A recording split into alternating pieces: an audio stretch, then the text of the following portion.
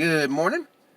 It's bright and early. I've been awake since about 5 this morning. It's been a beautiful morning. It was about 22 degrees when I got up, and it's absolutely gorgeous sunrise. It's one thing that Kansas is great for is beautiful sunrises and beautiful sunsets. So, like I said, God had me up really early this morning, was talking to me, and put something on my mind that I needed to do. I used to do these kind of videos a couple years back, and haven't done them since then, and it's high time I do one this morning. And you know what I'm going to do? I'm going to turn my hat backwards because it's time to get down to business, all right? Now, I got something to share with you this morning. May hurt some of your feelings. May be hard to take, but I'm going to try to explain it best I can, okay?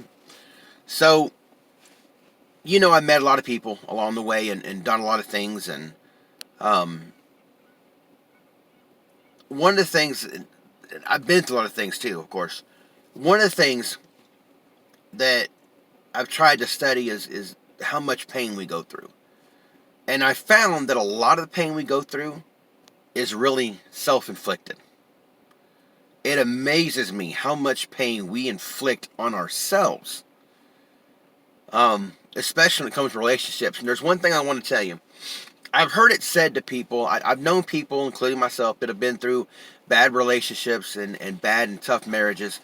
And I've heard people say, if you just work harder at it, if you just, put more effort into it and work harder and stick with it, you can make this a good marriage. Now, there's sometimes that's true.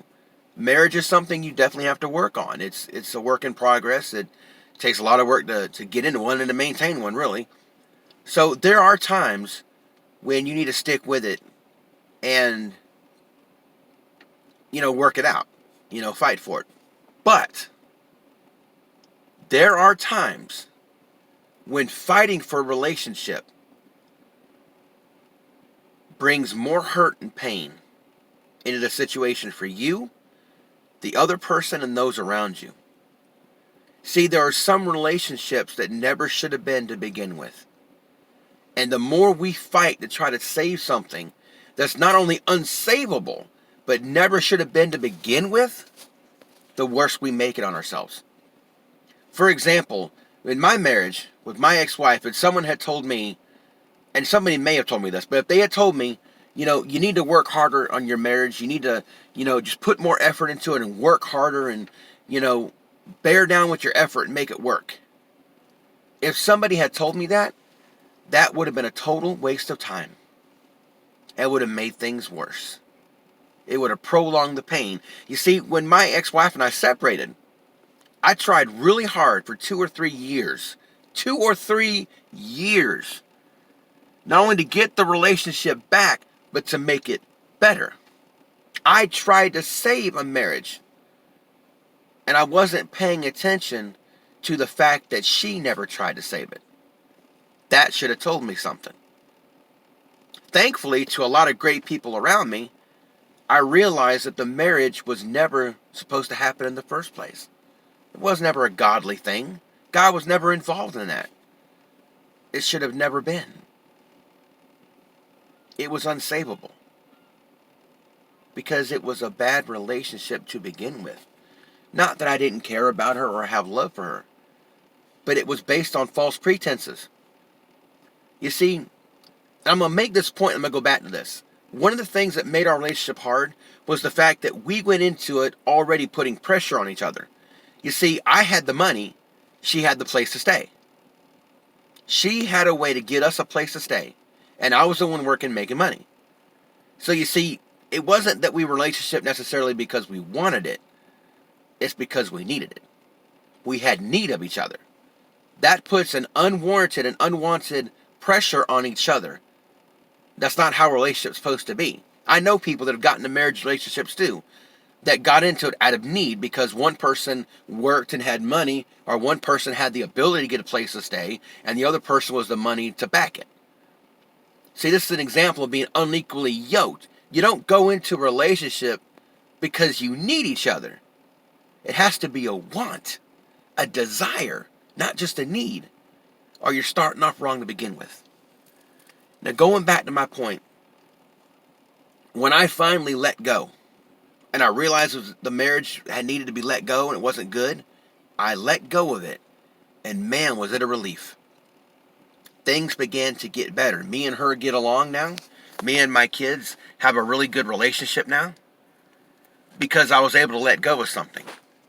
Now, how do you tell the difference between a relationship that you're supposed to let go of and a relationship, come back here, a relationship that you're supposed to hang on to?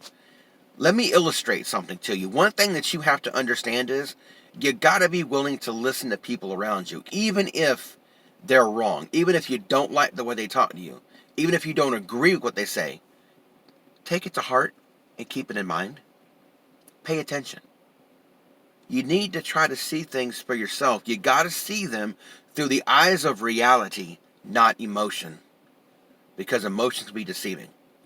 Now I'm going to do something with you real quick. Like, if you don't understand where I'm coming from or don't believe it, try this. Put your hand against your nose like this, to where it's touching your nose, right? This represents you in a relationship. You're in the situation. Focus in on your hand. You can't do it. Your hand's too close to you for you to see it clearly. You can see some things, but you can't see others. Did you catch that? You can see some things, but you can't see other things. You see what you want to see. Now, you can't see it correctly, but back it off about a foot. You put your hand back about a foot, and now you can see the whole hand clearly. That's because when you're in a position or a situation, you can't always see it clearly. Okay? You can't always see it for everything that it is, but other people around you can see things that you can't see. So, take in what they say. Even if you don't believe it or don't appreciate it, take it in yourself, think about it, eternalize it, pay attention to what's going on. Look for those signs in relationships that tell you this ain't good. Because the more you fight for something that you really should be letting go, the more pain you cause yourself.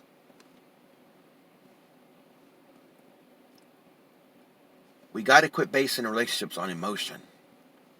Emotions are okay. They're a part of it, but they're not the basis of it.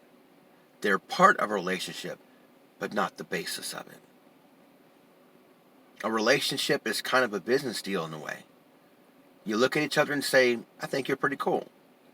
You think I'm pretty cool? Pretty cute. I'm pretty cute. I like you. Let's see what we can do here. Let's try this thing out. It's a want and a desire that makes it healthy, not a need. Now, when you get into a marriage, you do for each other. The marriage is a little bit different sometimes because you've got this, monotonous, you got this,